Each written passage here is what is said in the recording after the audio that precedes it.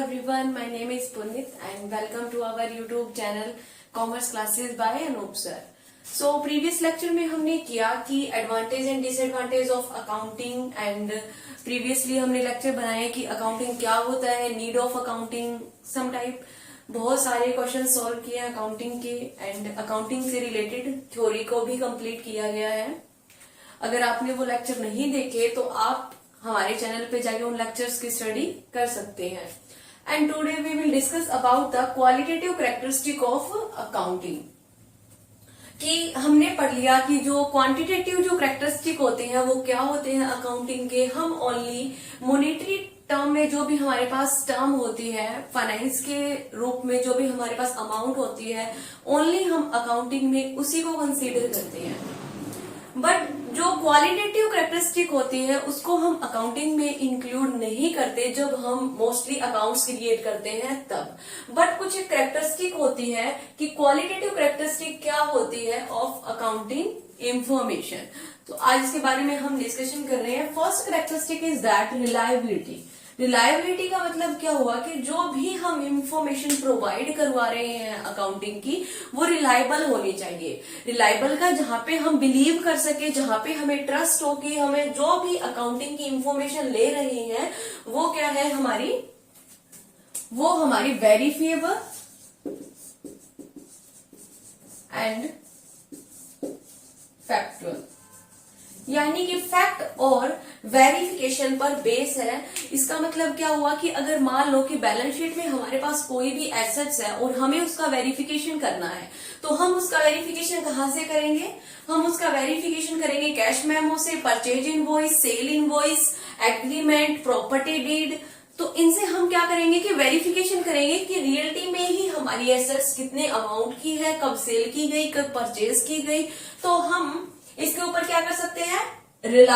Relay कर सकते हैं, यानी कि हम बिलीव कर सकते हैं एंड हम वेरीफाई भी कर सकते हैं। एंड जो भी हम इंफॉर्मेशन दे रहे हैं वो फैक्चुअल होनी चाहिए, यानी कि कोई ना कोई फैक्ट के ऊपर बेस्ड होनी चाहिए।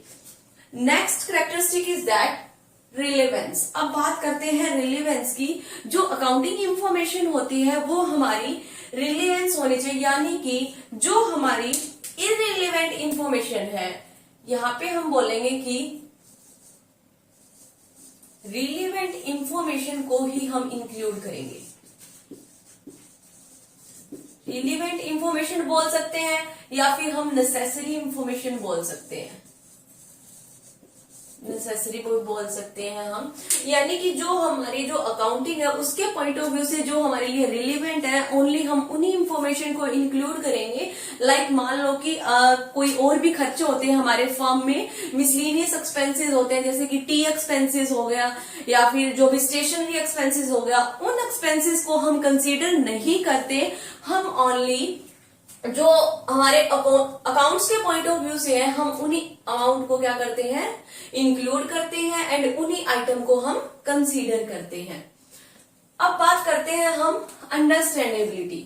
अंडरस्टैंडेबिलिटी कैसे कि जो भी हम अकाउंट्स प्रिपेयर कर रहे हैं वो एक अंडरस्टैंडेबल फॉर्म में होने चाहिए कि जिनको हर एक पर्सन अंडरस्टैंड कर सके, हर एक पर्सन ये जान सके कि फाइनेंशियल पोजीशन क्या है एंड फाइनेंशियल स्टेटमेंट क्या है बिजनेस की, जो भी बिजनेस की हम स्टडी कर रहे हैं। क्योंकि जब तक हमें फाइनेंशियल पोजीशन पता नहीं चलेगा तब तक हम किसी भी बिजनेस में इन्वेस्टमेंट नहीं करेंगे। जो भी हम इंफॉर्मेशन प्रेजेंट कर रहे हैं वो सिंपल और लॉजिकल होनी चाहिए। सिंपल का मतलब ये हुआ कि कोई जो पर्सन बिजनेस से रिलेटेड नहीं है वो भी हमारे अकाउंट्स को रीड कर सके, ऐसी हमारी प्रेजेंटेशन होनी चाहिए। एंड लॉजिकल का मतलब हुआ कि जो भी हम एंट्रीज कर रहे हैं वो हमारे अकाउंटिंग प्रिंसिपल के ऊपर बेस होनी चाहिए। ये नहीं है कि अकाउंटिंग प्रिंसिपल कुछ और बोल रहे हैं और हमने एंट्री में कुछ और कर दिया है। तो जो भी हम इंफॉर्मेशन प्रोवाइड करवा रहे हैं वो हमारे अकाउंटिंग प्रिंसिपल के बेस पर होनी चाहिए। ओके, अंडरस्टैंडेबिलिटी भी क्लियर हो गया आपका। नेक्स्ट हम बात करते हैं कंपैरेबिलिटी। कंपैरेबिलिटी की बात करें तो अब हम कंपैरिजन कब कर सकते हैं? सेम चीजों का ही हम कंपैरिजन कर सकते हैं ना। ओके आपको पता है कि जब हम कंपैरिजन करते हैं, अब जैसे आप भी अपना कंपैरिजन करते हो कि फर्स्ट सेम में आपके कितने मार्क्स आए, सेकंड सेम में आपके कितने मार्क्स आए, तो वो जो कंपैरिजन है वो आप कैसे कर सकते हो कि 6 ही सब्जेक्ट आपके पहले रहते हैं और 6 ही बाद में रहते हैं ना। ये तो नहीं है कि आपके फर्स्ट सेमेस्टर के अंदर 6-7 सब्जेक्ट है और सेकंड सेमेस्टर के अंदर आपके 5 सब्जेक्ट है। ओके तो आपके जो सब्जेक्ट है वो क्या रहते हैं, सेम रहते हैं। इसी तरीके से जो हमारा अकाउंटिंग पीरियड रहता है, क्या रहता है, 1 अप्रैल टू 31 मार्च, नंबर 1 तो ये रहता है। एंड सेकंड अगर बात करें जैसे कि डेप्रिसिएशन हो गया, डेप्रिसिएशन के 2 डिफरेंट टाइप के मेथड होते हैं, तो हमें एक ही मेथड को फॉलो करना चाहिए ताकि हम कंपैरिजन कर सके। क्योंकि अगर हम एक साल कोई और मेथड यूज करेंगे, दूसरे साल कोई और मेथड यूज करेंगे, तो हमारी इफिशिएंसी इंक्रीज नहीं होगी बिजनेस की एंड हम कंपैरिजन भी इजीली नहीं कर पाएंगे। तो इसलिए जो भी हमने प्रेजेंटेशन दी है, जो भी हमने अकाउंटिंग इंफॉर्मेशन रेडी की है, वो हमारी कंपैरेबल फॉर्म में होने चाहिए ताकि हम कंपैरिजन कर सके। ओके होप सो आपको यहाँ तक सब समझ आया होगा। Next and last point is that faithful presentation. Faithful presentation, as you know कि फेथफुल प्रेजेंटेशन क्या होती है। फेथफुल प्रेजेंटेशन होती है कि हम जो भी अकाउंटिंग इंफॉर्मेशन प्रोवाइड कर रहे हैं, किसके थ्रू प्रोवाइड करते हैं हम, statement of P&L account and balance sheet के थ्रू हम क्या करते हैं, फाइनेंशियल पोजीशन प्रोवाइड करते हैं हम। तो जो भी हम फाइनेंशियल पोजीशन जो बताते हैं या जो भी हमने प्रेजेंटेशन दी है, वो हम इस तरीके से प्रेजेंटेशन दे ताकि थर्ड पार्टी अच्छे से कम्युनिकेट कर सके एंड अच्छे से हमारी जो भी एसेट्स है, लायबिलिटी है, उनको अंडरस्टैंड कर सके, उनको कोई भी प्रॉब्लम ना हो। तो इस तरीके से हम उनको इंफॉर्मेशन प्रोवाइड करवाएं। सो this is all about the qualitative characteristic of accounting information. Now further हम बात करते हैं अभी रोल ऑफ अकाउंटिंग कि जो अकाउंटिंग है उसका क्या क्या रोल रहता है। तो ये आपका लास्ट टॉपिक है आपके अकाउंटिंग चैप्टर का। First is role of language. जो अकाउंटिंग है, अकाउंटिंग क्या क्या रोल रहता है लैंग्वेज में। First point is that role of a language, की लैंग्वेज का क्या रोल है। अब लैंग्वेज की जहां पे बात आती है तो लैंग्वेज का मतलब क्या हुआ कि जो हम सेकंड पर्सन के साथ कम्युनिकेट कर रहे हैं, तो जो हम कम्युनिकेट कर रहे हैं सेम हमारी सेंस में सामने वाला पर्सन भी क्या हो, अंडरस्टैंड कर सके बातों को, वही होती है ना लैंग्वेज या कम्युनिकेशन। तो फिर यहाँ पे बोला कि जो हम अकाउंटिंग प्रेजेंट कर रहे हैं, जो हम अकाउंटिंग हमारी प्रेजेंटेशन है जो हम प्रेजेंट कर रहे हैं, वो इस तरीके से प्रेजेंट करें कि सामने वाले पर्सन को समझ में आ जाए। यानी कि अकाउंटिंग लैंग्वेज में हम बोल सकते हैं कि जो बेसिक प्रिंसिपल होते हैं जो all over the world apply होते हैं, उन्हीं को हम यूज करें। तो ये ही क्या रहता है हमारा role of accounting. Next role of historical record. अब अकाउंटिंग का हिस्टोरिकल रिकॉर्ड में कैसे रोल रहता है, जो भी हम अकाउंट्स प्रिपेयर करते हैं वो हम हिस्टोरिकल कॉस्ट बेस पे करते हैं। यानी कि हमने जो परचेज कर लिया हम उसी कॉस्ट को हमारी बैलेंस शीट में मेंशन करते हैं।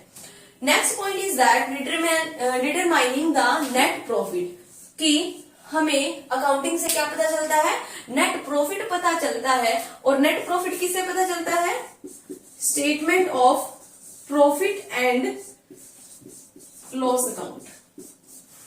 प्रॉफिट एंड लॉस अकाउंट से हमें नेट प्रॉफिट या नेट लॉस का पता चलता है। Next point is that determining the financial position. Financial position का भी हमें पता चलता है। अब फाइनेंशियल पोजीशन का कहां से पता चलता है, फाइनेंशियल पोजीशन का पता चलता है आपको बैलेंस शीट से। बैलेंस शीट, क्योंकि देखो अगर आपने बैलेंस शीट क्रिएट नहीं कर रखी तो आप फाइनेंशियल पोजीशन बता ही नहीं सकते। तो अकाउंटिंग का रोल हुआ ना कि जब हम अकाउंट्स प्रिपेयर कर रहे हैं तो हमें बिजनेस की फाइनेंशियल पोजीशन का पता चलता है।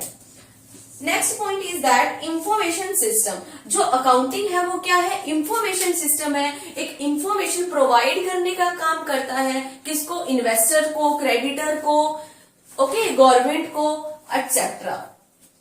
Next is service provider. जो अकाउंटिंग है वो हमें सर्विस प्रोवाइड करता है एंड ये हेल्पफुल रहता है यूजर्स के लिए डिफरेंट वे से। अब हर एक इंडिविजुअल का परसेप्शन अलग अलग रहता है। क्रेडिटर अगर हमारे अकाउंट्स अगर चेक करता है तो उसका पर्पज अलग रहता है। अगर एक इन्वेस्टर हमारे अकाउंट्स को चेक कर रहा है तो उसका पर्पज अलग रहता है। एंड अगर एक एम्प्लॉय अगर हमारी प्रेजेंटेशन या फिर हमारे अकाउंट्स को चेक कर रहा है तो उसका पर्पज रहता है कि कितना प्रॉफिट हुआ, कितना लॉस हुआ, ताकि उसकी सैलरी वेजेस इंक्रीज हो सके। तो हर एक इंडिविजुअल की नीड को ध्यान में रखते हुए अकाउंटिंग हर एक इंडिविजुअल को उसके अकॉर्डिंग इंफॉर्मेशन प्रोवाइड करता है। So this is all about the qualitative characteristic of accounting information and role of accounting. Okay, so आपको लेक्चर कैसा लगा आप कमेंट बॉक्स में जरूर बताइए and please like share and subscribe my channel. Thank you.